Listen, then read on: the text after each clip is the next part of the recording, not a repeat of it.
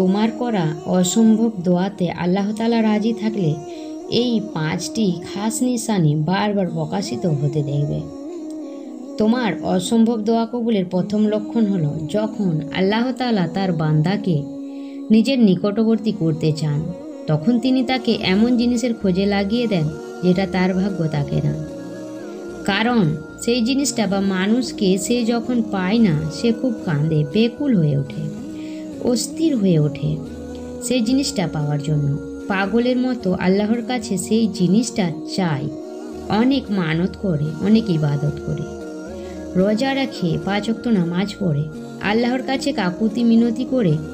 যখন সে এত চেষ্টা করেও তার অসম্ভব দোয়াটির কবুলিয়ত পায় না, যখন সে ব্যর্থ হয়ে যায়, তখন সে আল্লাহর কাছে আসে।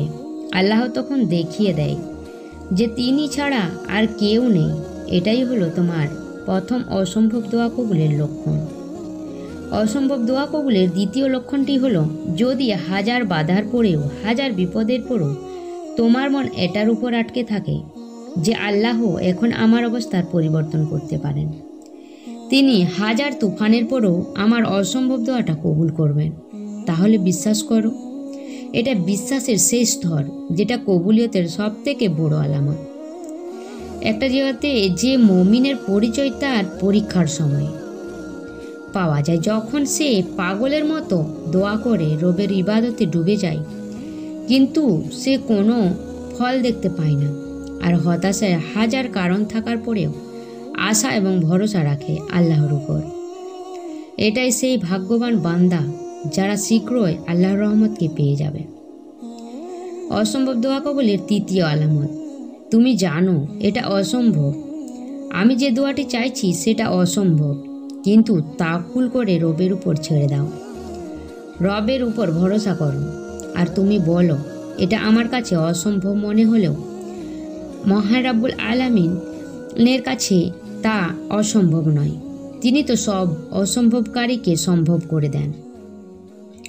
বিশ্বাস করো, তোমার আল্লাহর প্রতি এই বিশ্বাসটা, তোমার করা এই দোয়াটা সোজা আল্লাহর রহমতের দরজায় গিয়ে ধাক্কা মারে।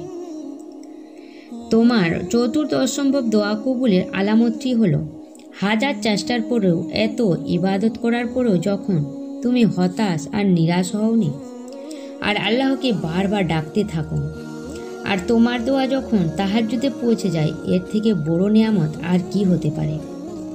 তোমাকে তোমার অসম্ভব দোয়াটা তোমাকে তাহাজ্জুদে পৌঁছে দিয়েছে, এর মানে শীঘ্রই তোমার জন্য আল্লাহর সাহায্য আসতে চলেছে।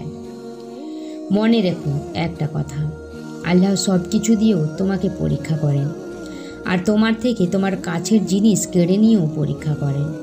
তোমাকে বুঝতে হবে যে খারাপ সময়ে আমি আল্লাহকে অভিযুক্ত করব না, আল্লাহর কাছে বেশি দোয়া আর তাওয়াক্কুল করব। তুমি যদি ধৈর্য ও সবরের সাথে দোয়া করে যাও, দেখবে আল্লাহ নিশ্চয়ই একদিন তোমার অসম্ভব দোয়াটি সম্ভব করিয়ে দেবেন ইনশাআল্লাহ। দোয়া কবুলের পঞ্চম আলামতটি হলো যখন তুমি দেখো অন্যদের দোয়া কবুল হচ্ছে, কিন্তু এত দোয়া করছো তাও তোমার দোয়া কবুল হচ্ছে না। কাউকে নিয়ামত দান করা হচ্ছে, কিন্তু আমার জীবনে নিয়ামত আসছে না। কাউকে তার দোয়া কবুল হওয়া দেখতে পেয়ে যখন তুমি নিরাশ হও না, এবং আল্লাহকে বলো যে আমিও অনেক দোয়া করছি, হে আমার রব, আমার বিশ্বাস আপনি অবশ্যই আমারও একদিন দোয়া কবুল করে নেবেন। আমি জানি আপনি আমার জীবনেও একদিন নিয়ামতে ভরিয়ে দেবেন।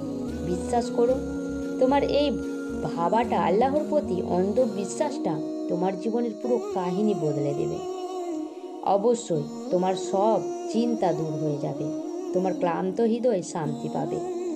তোমার আল্লাহ তো চাই তোমার জন্য সব সহজ হয়ে যাক। তুমি এত কষ্ট পেও না, সব কিছু আল্লাহর হাতে আছে, আর তিনি তোমার কষ্টকে এক নিমেষেই দূর করে দেবেন। তিনি তোমার সৃষ্টিকর্তা, তিনি তোমাকে সৃষ্টি করেছে, তিনি তো মহান, তিনি পরম করুণাময়, অসীম দয়াবান, তিনি সর্বজ্ঞ, তিনি সর্বশক্তিমান, তিনি তোমার সমস্ত সেই চাওয়াকেও পূরণ করে দিতে পারেন যা তুমি কখনো কল্পনাও করোনি।